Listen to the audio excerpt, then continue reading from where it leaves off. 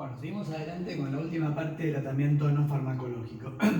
Otra de las cosas que nos cuesta mucho que nuestros pacientes se incorporen es justamente esto, el plan de alimentación. Pero bueno, es fundamental. Así como hablamos que la actividad física lograba un descenso de 1.5 o 2 puntos de hemoglobina glicosilada, algo parecido ocurre con el cumplimiento de este plan de alimentación. ¿Y cuáles son los objetivos? Bueno, que el paciente esté bien nutrido, que se logre mantener el equilibrio, que lo conserve, que evite con esa mejoría de los controles glucémicos y su correspondiente relato de la hemoglobina glicosilada, que no se complique a futuro con esas complicaciones crónicas terribles que tiene esta enfermedad. Que el plan de alimentación sea adaptado a la vida del paciente, no que el paciente tenga que sacar una lechuga a las 2 de la tarde cuando está en el medio del subte en Buenos Aires, o sea que esté adaptado a eso, ¿sí? Bien, ahí tenemos los porcentajes de descenso en tipo 1, en tipo 2 de las hemoglobinas glicosiladas. Cuando esto se cumple, algunas series son un poco más altos, pero bueno, entre 1 o 2% es lo que se logra reducir aproximadamente. Se reduce también no solamente el componente glucémico de la enfermedad, sino también el componente lipídico, se reducen los triglicéridos, se reduce el colesterol malo, que es el LDL, ¿sí? Y la mejoría siempre suele verse a largo plazo. No pretendan que la alimentación mejore todo de un día para el otro. Y siempre plantearla como algo progresivo. No le digan, bueno, esto no se come más, a partir de mañana usted va a comer así, así, así, porque el paciente no lo va a hacer ni por casualidad.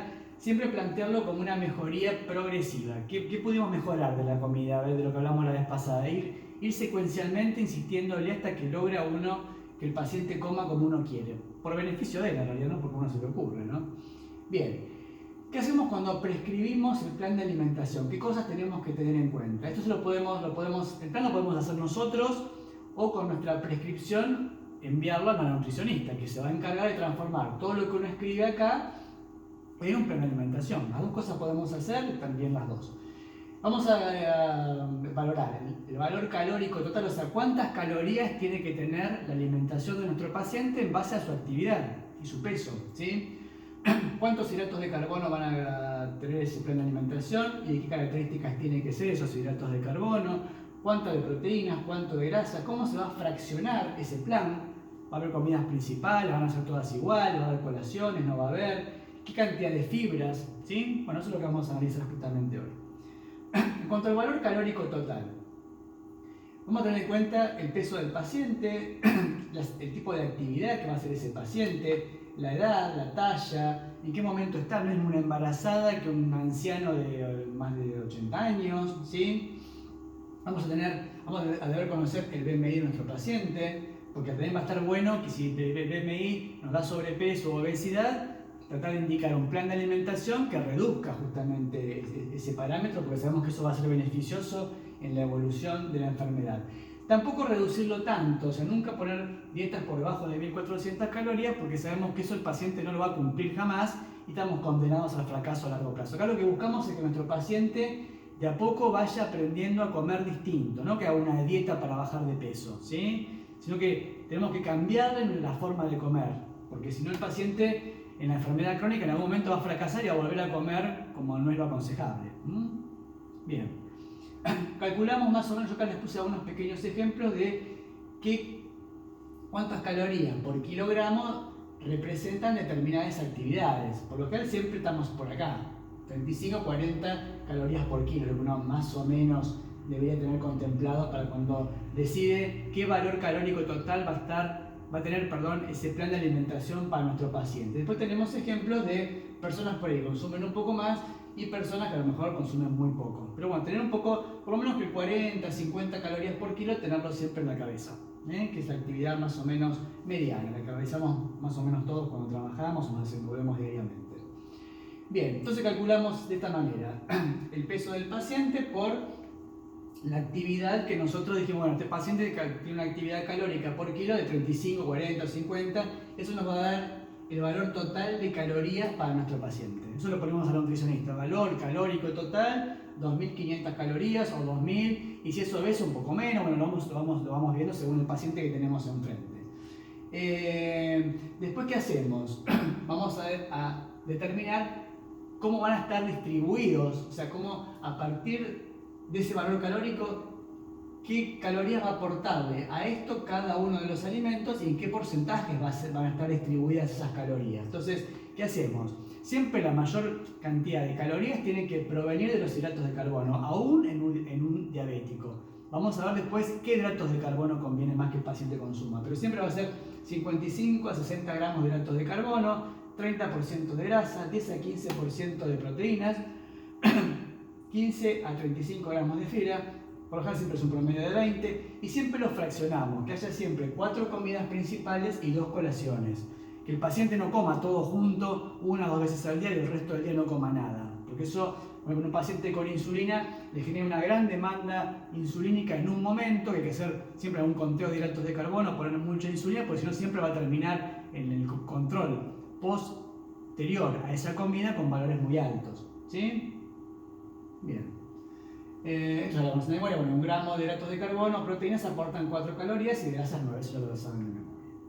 Bien, entonces calculamos nuestro valor calórico total de esta manera, según el tipo de actividad y el peso del paciente. En cuanto a los hidratos de carbono, que deberían representar un 55 a 60% de la dieta, ¿cuáles vamos a elegir? Siempre los azúcares complejos, los que tienen fibra, los que no contemplan ni harinas ni azúcar refinado, ¿sí? Entonces vamos a buscar puntualmente ese grupo de hidratos de carbono, todos los que tengan todos los vegetales fibrosos, que también son hidratos de carbono, obviamente, la lechuga, el zapallito, esos son hidratos de carbono, aunque no les parezca que es otra cosa muy extraña, pero no, también son hidratos de carbono. Bien, lo que hacemos es, bueno, distribuir las cantidades en cada cosa. Después al final de la clase tengo una esquemita de cómo lo vamos a ir haciendo. Tratar de tener el concepto de lo que se llama índice glucémico. ¿Qué es el índice glucémico? La capacidad que tiene un hidrato de carbono de elevar en mayor o menor cantidad la glucemia, ¿sí? No es lo mismo si el paciente come, vamos a poner un ejemplo sencillo, 100 gramos de un puré de papas, que si come 100 gramos de una papa cortada a cuchillo, digamos, en fría, por ejemplo. ¿Por qué? Porque un puré de papas calentito hace que todas las moléculas de glucosa de esa papa, una vez que llega al tubo digestivo, se absorba rápidamente y eso genera una elevación súbita de la glucemia que ni la mejor insulina a veces puede controlar.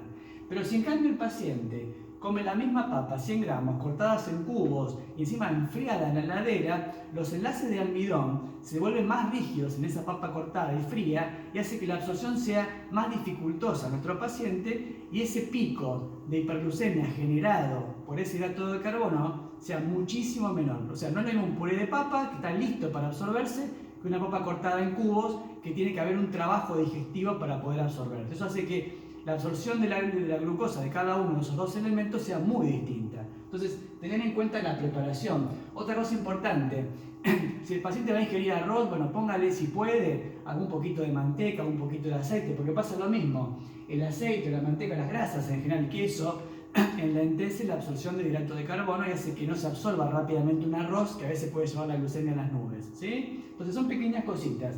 El frío, el agregado de grasas, el grado de maceración de hidrato de carbono también incide en la absorción de ese hidrato y la elevación de la glucemia. Entonces tener en cuenta ese índice glucémico, que bueno, yo puse un poquito por acá abajo. Edulcorante, bueno, obviamente decirle a nuestro paciente que azúcar refinada no debería consumir más, ¿sí? Entonces vamos a hacer uso de los edulcorantes. En las cantidades que habitualmente usamos, que no superan 10 a 20 mililitros por día, no hay ningún problema en usar cualquiera de ellos, ¿eh? Van a ver algunos estudios que por ahí hablan de cáncer de vejiga o tumores en diferentes lugares, pero esos son cantidades supraconsumo, o sea, en un consumo habitual ninguno de esos edulcorantes va a generar ningún trastorno, cosa que sí generaría si los reemplazamos por azúcar pura.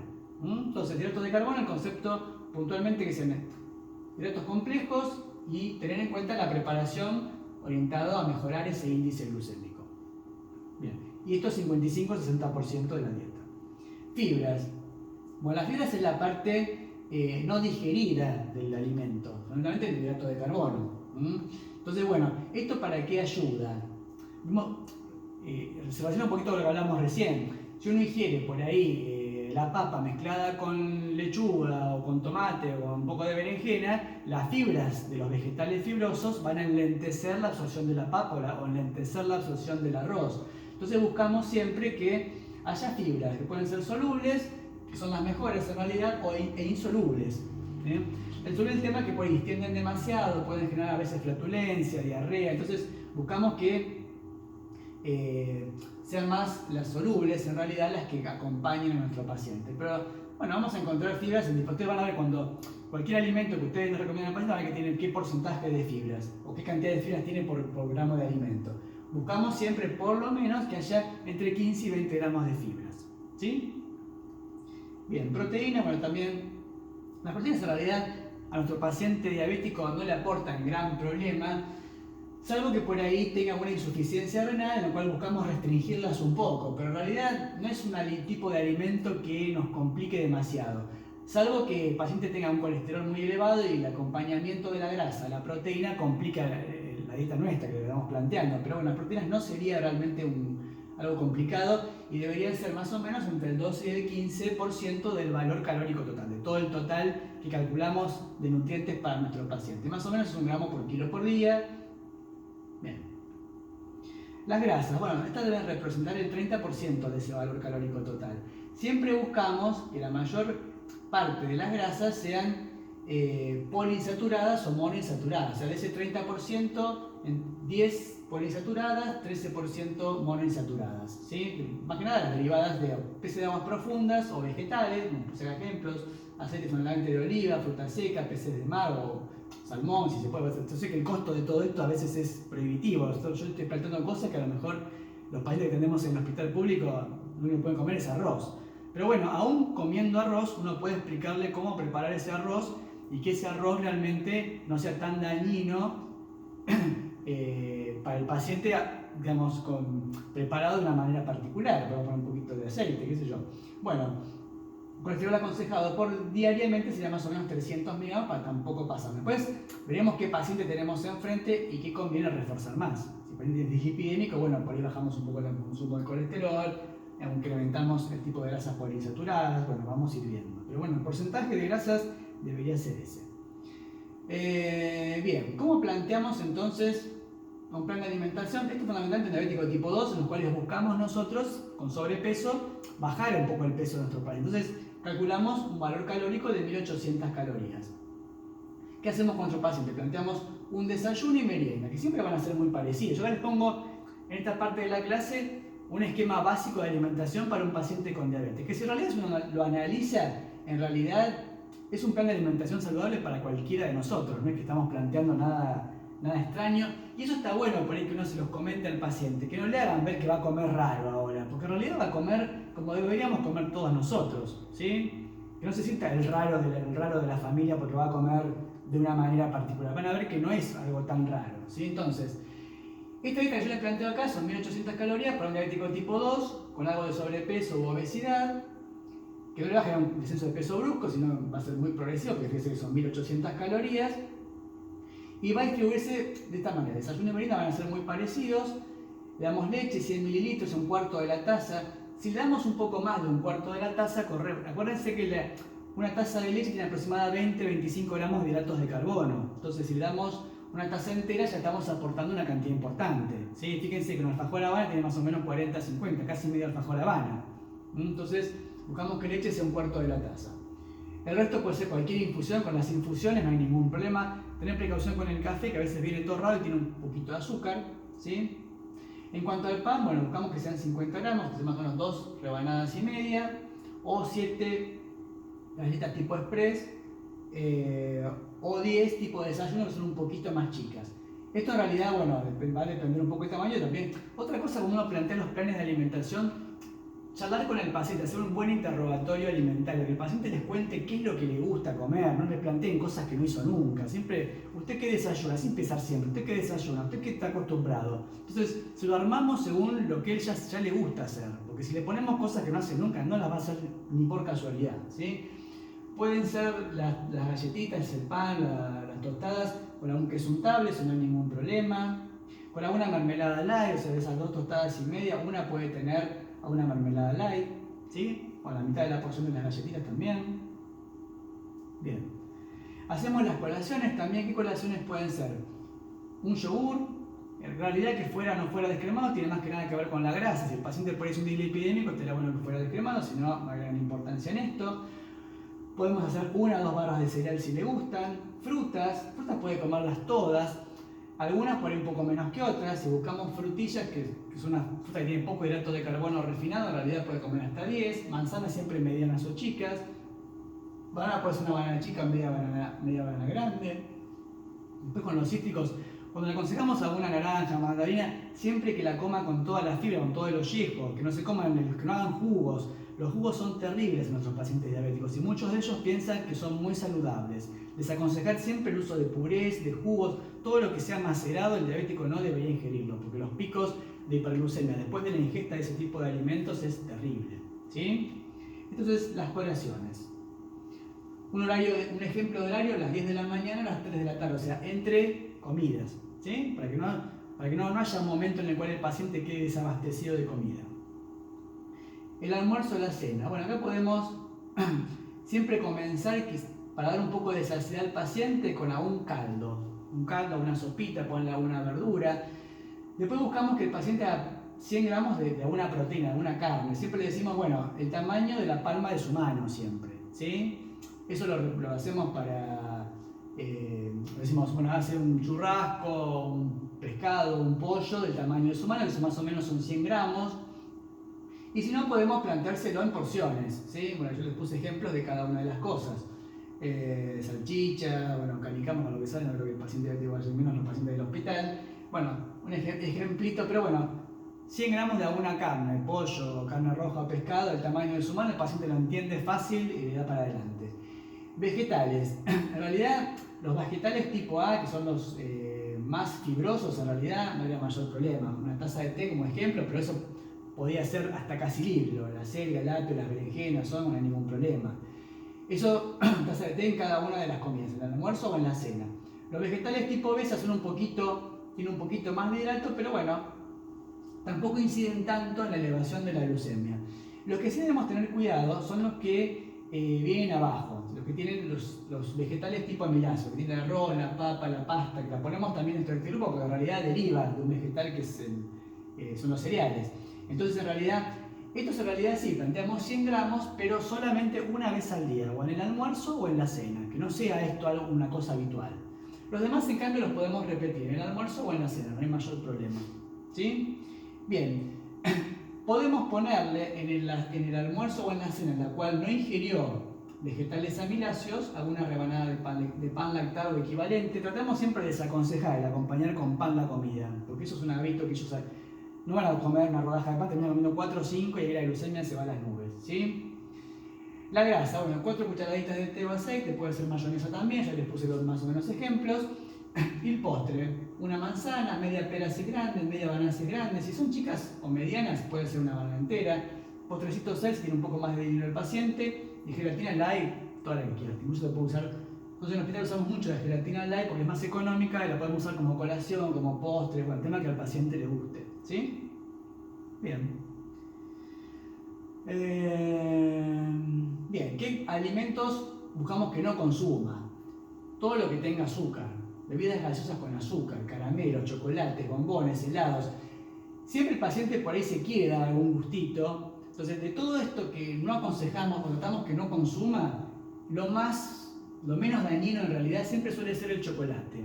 ¿Por qué? Porque es el que menos índice glucémico tiene, que ustedes ya van conociendo un poco determinados conceptos.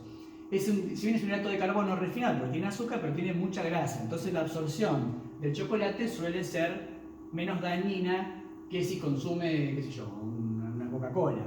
Entonces, si pueden querer hacer un gustito, un pequeño bombón de chocolate de 1 centímetro, 2 centímetros de helado, no habría mayor problema.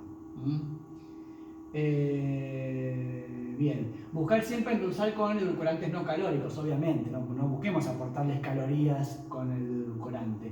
Hay algunos, por ejemplo, el Hileret viene combinado, edulcorante con azúcar, entonces por ahí tiene cada cucharadita un porcentaje de azúcar. Tener en cuenta que sean siempre edulcorantes no calóricos. Ya les puse los ejemplos de ellos.